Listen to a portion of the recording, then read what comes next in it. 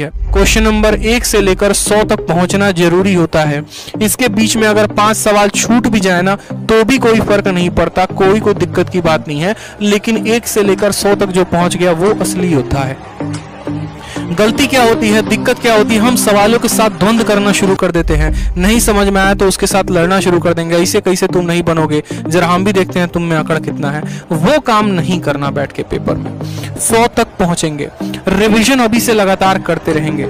अब चलिए मान लीजिए कि आपने महीने भर के अंदर कम से कम 20 से 25 मॉक दे दिया दोस्त मेरे, कम से कम आपने मानो महीने भर के अंदर 20 से 25 मॉक दे दिया, तो आपको ये करना है कि प्रत्येक मॉक के बाद आपको उसकी एनालिसिस करनी है।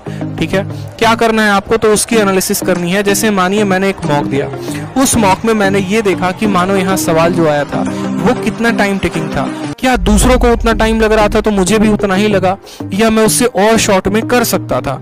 ठीक है, क्या ये सवाल डिजिट सम से बन सकता था, क्या ये सवाल ऑप्शन से बन सकता था।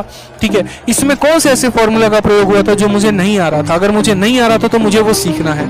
यानी जो भी नई चीजें आपको मॉक के दौरान मिलेंगी ना उसको आपको एक डायरी में नोट करना है, और जो चीजें रिपीटेड होंगी जिसमें नॉर्मल सिली मिस्टेक्स आपने कैलकुलेशन के किए हैं तो उसको छोड़ देना। इस तरीके से पूरा का पूरा मॉक में जो जो इंपॉर्टेंट बातें होंगी अपने डायरी में नोट करते जाना। पेपर के पहले इस डायरी को जबरदस्त रिवीजन मारना। और ये स्ट्रेटजी मैं आज क्यों बता रहा हूं, बोलोगे सर ये आप पहले क्यों बता रहे हो, इसीलिए बता रहा हूं क्योंकि ये बात कोई नहीं बताता है। जब पेपर आता है ना तो टॉपर तब जाकर मॉक नहीं लगाता, उसकी रणनीति 4 महीने पहले बन गई होती है।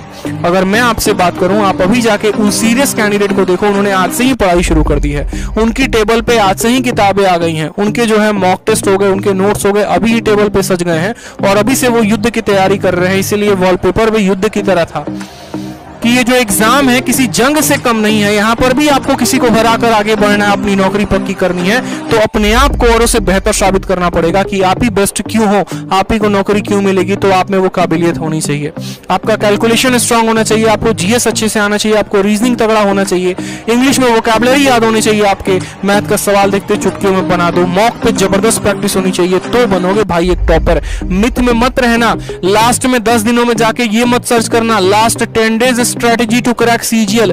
ये महा बेवकूफ लोग करते हैं जिनको पढ़ाई लिखाई से कोई मतलब नहीं होता और जाके सर्च करेंगे 10 दिनों में सीजीएल कैसे क्लियर करे। हलवा समझ रखे हो, जो 1 साल पढ़ रहा है 8-8 घंटे 10-10 घंटे पढ़ रहा है, उसका पेपर ना निकल के तुम्हारा निकल जाएगा।